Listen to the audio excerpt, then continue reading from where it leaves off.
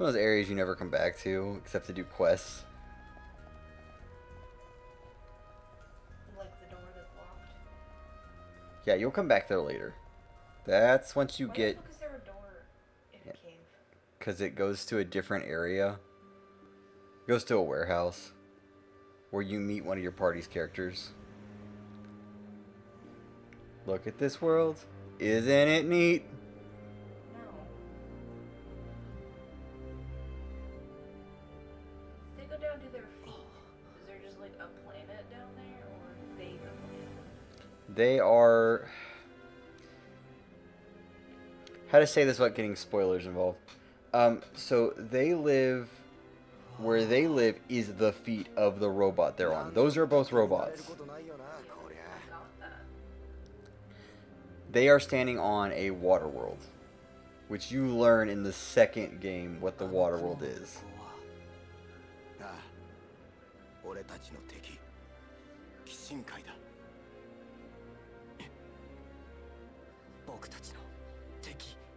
I mean, you kind of learn at the end of this game what the water world is, but you do learn in the second game what the water world in this game is.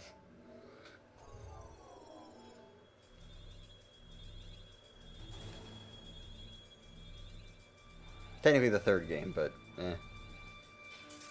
Nobody remembers X.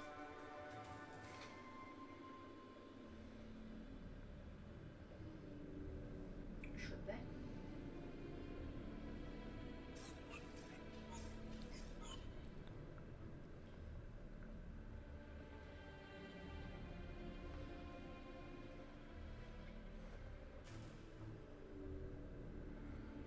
Where are you hiking to, Paris? Are those robots still in working order? No, they are... They are waiting for a reason to wake up, basically.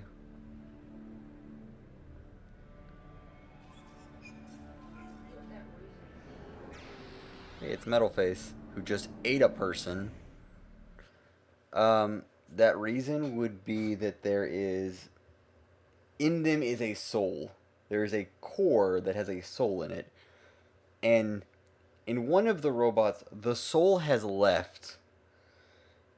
And that's exactly what happened when the final strike came through. That soul was leaving and went to something. Which, when you get about a third of the way through the game, you find out what that something was. And the other soul, the other core that had a soul in it, realizes what is going on and also decides to leave and go to something, which you don't find till like the last part of the game, what that soul goes to. That's all I got for you without getting into spoilers. So, are you returning the souls to the giant robots? No, I mean, you're told you're supposed to do that, but ultimately no. That whole scene with the whole, when you find the Truman Auto, the future is yours to decide. What is the theme of every JRPG? You start off being like, I'm going to do some basic quests, and you end off fighting God. This game takes that to the literal. Yeah. That is the most spoiler I can give without being like, hey, here's what the game actually is. Almost 5 hours, Paris. Almost my lord of what? Game time.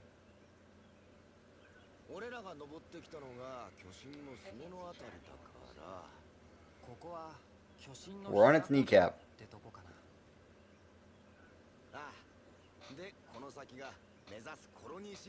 This place has some really weird gravity. You were literally like climbing on top of a robot that has just stuff growing on top of it. Kneecap Hill.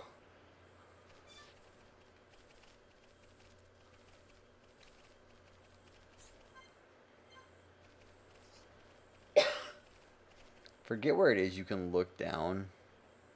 And you can actually see your village. But yeah, all that right there, like that water that's down there, that's like not that deep. Yeah. You're not allowed to go swimming out in it because the game's just like there's things out there you're not supposed to know about. Even if you glitch the game to get out there, the game just insta kills you. There's a kill field right there, and the game's like you're not supposed to go out there, so you're never actually allowed to go out there. And then the end of the game, when it shows the final scene, it's kind of like it hints at what's probably out there, but it doesn't ever show what it is. It's hard to. It's really hard to talk about this game if you've never played this game. Can I change the time? Because this place looks better when it's daytime. I could go into full-on, like, spoiler territory with this game. Yeah, but that's just water down there that these things are sitting in. It's literally just a water planet with 2 robots on it, and that's all it is. Okay, how did the people get there then? They evolved. Don't ask me more questions than that, because that's what I got. It's more of a system function of the robot than anything else. I'm 23 hours in your replicant and it's barely halfway. That sounds like a Yoko Taro game for you.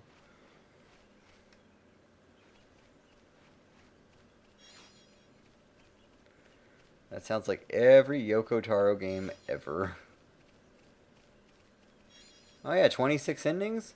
Tell me more about your 26 endings. Can it fly? When we get up to the crown, we will find things that can fly. We will also find out, like, what's actually happening. Because we're still at the point of, we're doing basic side quests. We haven't gotten to killing God yet. We haven't even found out who God is. You. Eventually. Replicant has 5, I think. 5 true endings, not like bullshit endings like Nier Automata has. Nier Automata has 26 plus 2 endings, and only 5 of them matter.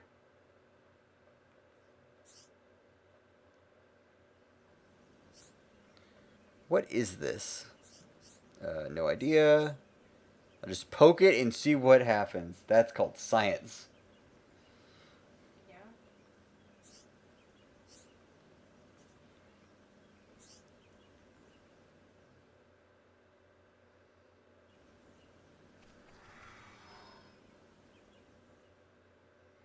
Look at this orb. Isn't it neat? I'm gonna touch it anyway.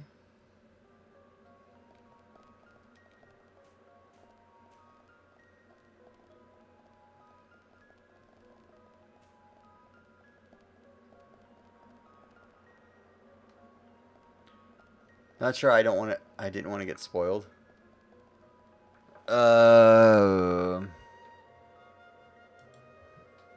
Let's see.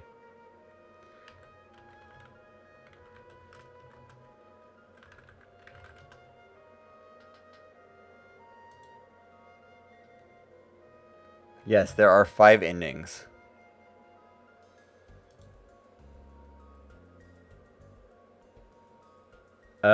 Endings A and B aren't actual endings, as endings C and D show the events directly afterwards, as well as ending E, which follows the end of ending D.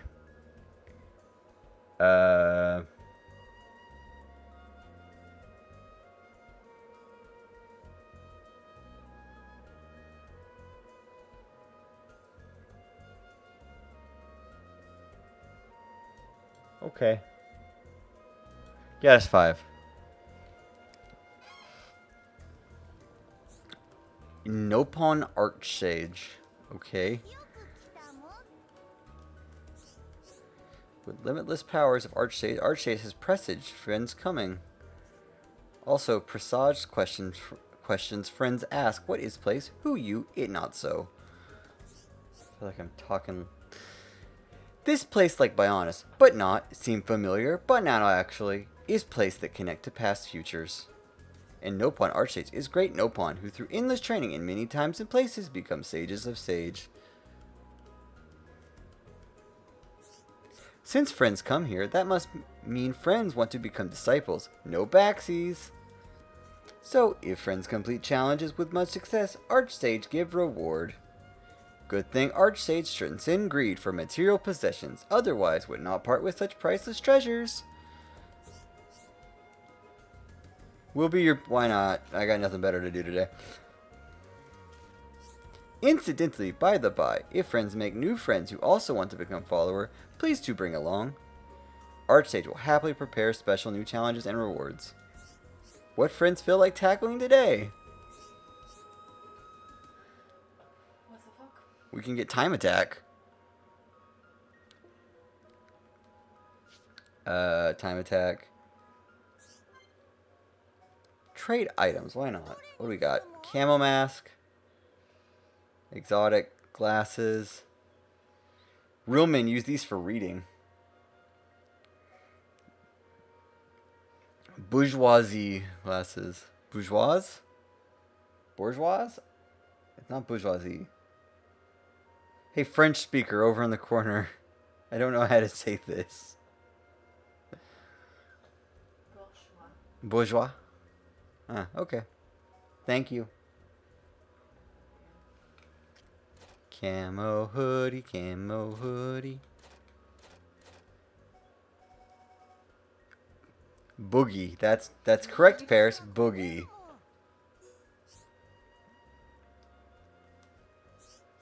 Humble beginnings. Rank level 20.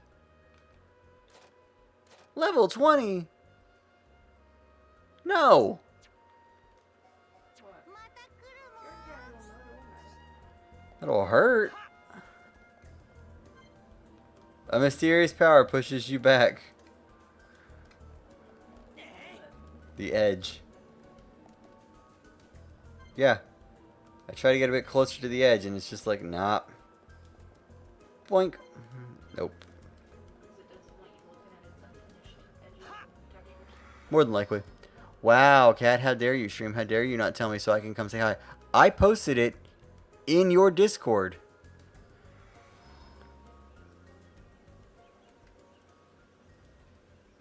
Hi, Ash. Yeah, go look in your Discord.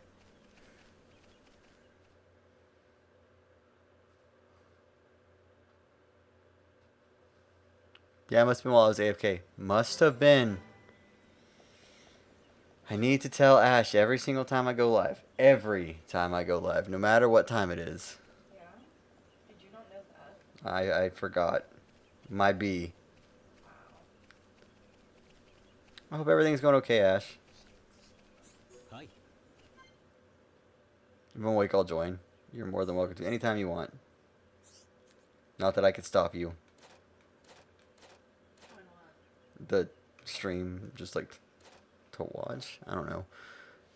Paris, do you really like hiking? I didn't take you for a hiking person.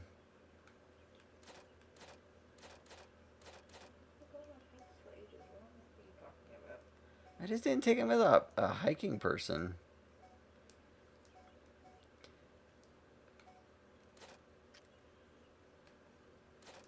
Why would you say that? What kind of person hikes then? I don't know. If not Paris, the one who commonly talks about hiking. Sometimes I'm like, he's going to stream at 1 a.m. or 5 a.m. No, Jay is on the bed right now, embroidering or cross-stitching. I'm not sure which. She's currently sewing, sorry. She is... She has just threatened me with a needle, so I better get that correct. I didn't threaten you. Oh, hi, J Bear. Hi. She says hello. Paris, sometimes work decides that I should come in at 3 p.m. and go to 9 p.m. And then, like on Friday, yesterday, I got a message from my boss asking me, hey, can you come in at 11:30? And this was at 9:44 a.m., which I was dead asleep because I had worked the previous week to no end. And so sometimes when I stream, it's just like, that's when I woke up and that's when I felt like doing this thing. And other times it's, I just want to sit in my chair and not feel a thing. That's just how the world works.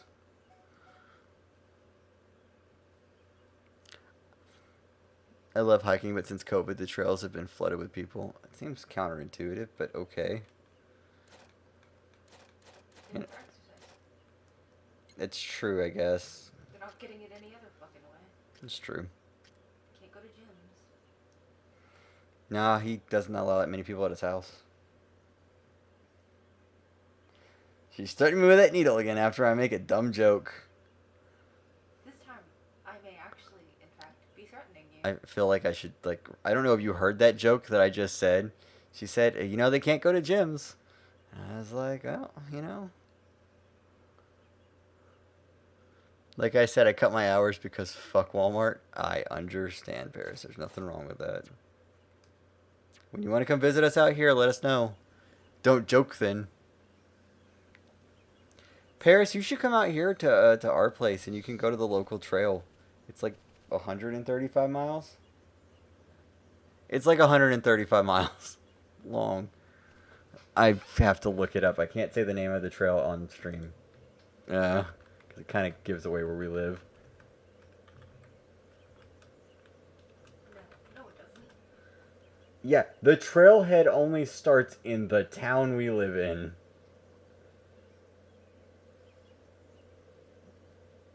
Start right next door. Oh, I'm sorry, it doesn't start next door. It starts 2 roads down that way. You didn't have to give that information, did you? I didn't. I said that way. Let's look. Trail length. So the first part of it is about 35 miles. And it's will span 130 miles when it's like full on done, which it's basically full on done right now. No, too long. The first part we did 5 miles down it one day. We went down to where it was no longer fucking cemented. No, not that town. Yeah, we went all the way down to where it was cemented and then turned to dirt. And then we went down a little bit down the dirt part of it, and we were like, no, this looks bad. And we almost got run over by a bunch of bikers like 3 or 4 times. That was a lot of bikers that day. Bicyclists. Cyclists. Bikers. They were on bicycles. They were on penny farthings. There. Is that what you wanted? Yeah, I can just see penny farthings now. As far as the eye could see. None of them could ride their bicycles. I can ride my bicycle. Bicycle. I want to ride my bicycle. I want to ride it where I ride. The town is full of rich houses and I get a weird look. Paris, I'm sorry to tell you this, but you might be the wrong ethnicity for that city. And that might be why the people that live in those houses give you weird looks. Because they've never seen someone with your skin tone. That's the nicest way I can put any of those words. Those people are stupid. Well, also when you see what town he's talking about, it's like, oh yeah, that makes sense.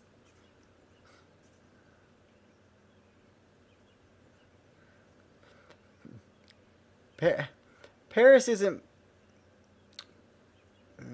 Paris is Hispanic looking. I'm just going to put that one there. And the town that he's talking about is a very, like... It's next to a town called White Settlement. It's actually the name of that town. Every day I think about that. There is a town near here called White Settlement. Yeah. Can you guess why it was named that? Can you guess when it was named that? I don't care. Good times.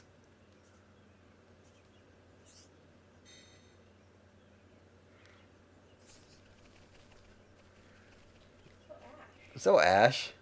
How do you feel about Outback Steakhouse? Ash, how do you feel about Outback Steakhouse? I feel like I need to ask that question too. How does Ash feel about Outback? If she knows what Outback Steakhouse is, I will be shocked. All I see is a what? Does an Australian know what Outback Steakhouse is?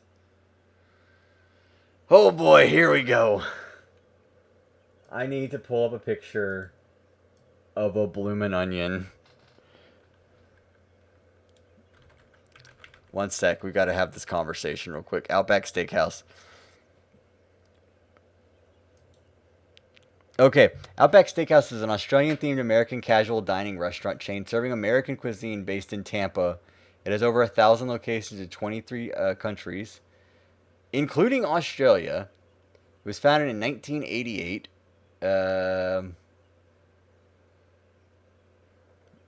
They have a thing called a bloomin' onion.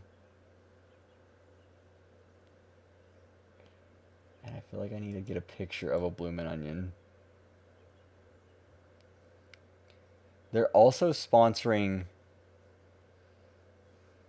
They sponsored Jeff Gordon.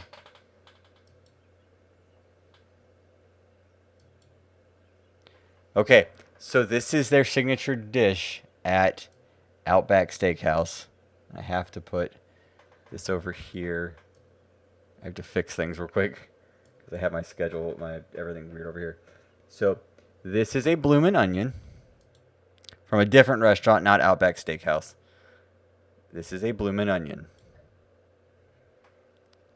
What they've done is they've cut an onion with a specific kind of cutter, basically, and then fried the whole damn thing. That looks amazing and yummy. It is yummy and amazing. But this is the signature dish of Outback Steakhouse. And they call it an Australian delicacy. That's how they do their advertising for it and marketing for it. They're like, oh yeah, the Australians love this.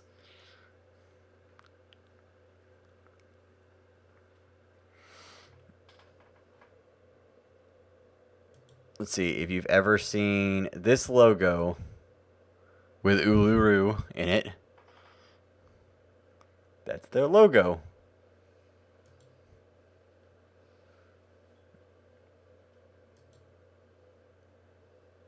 Yeah. Outback Steakhouse. Good times. They also are really big on like... What the fuck? I'm Australian and I've never even heard of it. Yeah, yeah, ordinary Australian foods that are well defined are not represented there. Because of this, the chain can be considered to use the Australian moniker for marketing purposes only, as a theme restaurant without any real attempt to reflect Australian cuisine, despite its visual merchandising attempt to do otherwise. Welcome to America.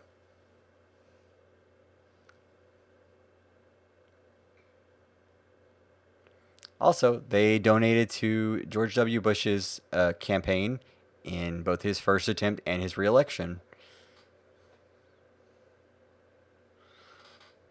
Which it doesn't say about their politics afterwards, so who knows what they did in 2008 after. So, have fun with that information. Back to our regularly scheduled program.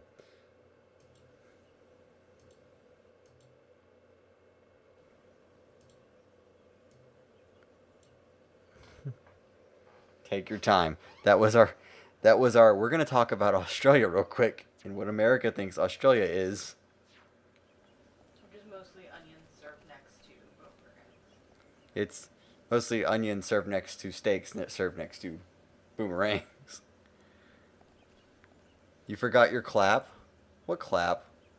The clap?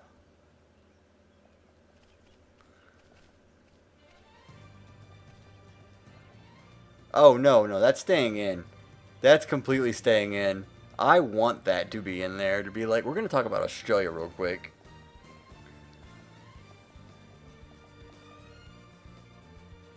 Look at this place. The leg. I'm really confused about, like, the gravity of this place. Okay, there is a structure of the machine, and imagine that the knee is bent, right? Like it's like this. Your knee is bent, and there's juts of land going off of that all the way up. And then inside, there's tunnels connecting everything up. This sounds like a very dangerous place to live. I really wish I liked this game. What do you mean, Paris? Look at this gigantic place that they use as a Smash stage.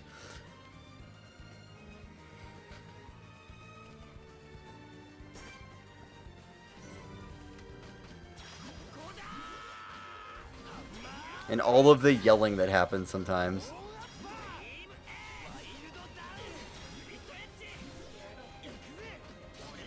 Now you know what problem I have with Asta.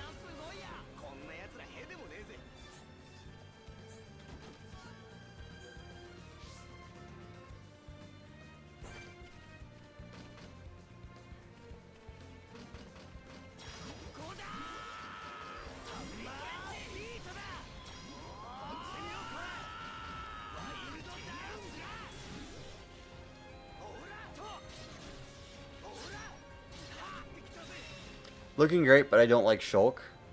At least I'm using the Australian. No. Australia? Are you okay? My brain all fucked up there. At least I'm using the Japanese voice and not the American voice, where he's really feeling it. That is the only thing I can remember from the from that entire like VA session is I'm really feeling it. It's a lot. Look how big this area is, though.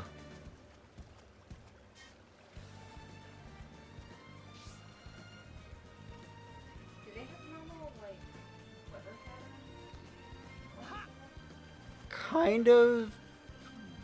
Kind of. It's really hard to explain so much about this game and be like, yes, that's an answer I can give you. Because it definitely happens in this game. This game does not concern itself with certain things. It's like, you'll figure it out. There's no bearing for that on the plot. It's just, sometimes the game just does not concern itself with answering questions.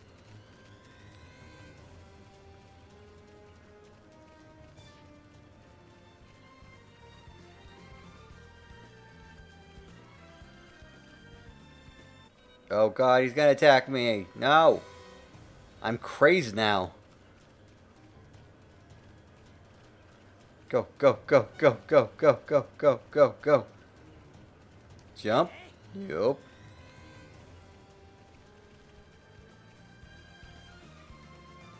You were behind the boulders, so we can't.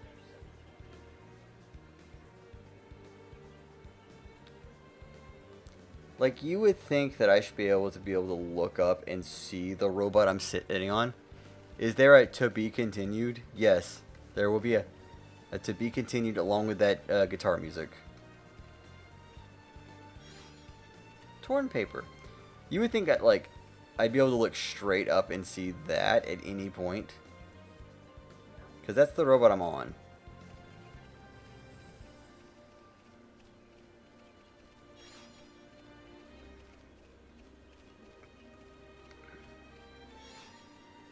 Red durian. Durian.